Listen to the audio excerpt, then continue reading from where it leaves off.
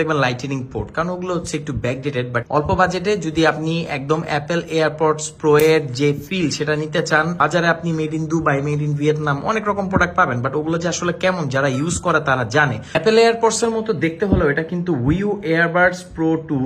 এটাতে এএনসি আছে, transparency mode আছে, এছাড়া সাউন্ড কোয়ালিটি একদম টপ নচ লেভেলের।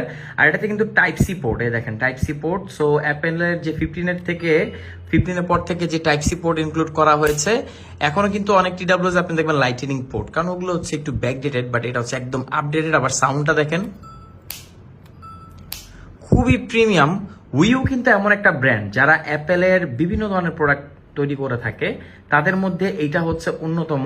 অল্প বাজেটে যদি আপনি একদম অ্যাপেল এয়ারপডস প্রো এর যে ফিল সেটা নিতে চান, অনেকদিন ব্যবহার করতে চান, তাহলে আপনি এটা নিয়ে নিতে পারেন। আপনি যখন এটা পরে থাকবেন, খুব কম মানুষই বলতে পারবে যে এটা অ্যাপেলের প্রোডাক্ট না। বাজারে আপনি মেড ইন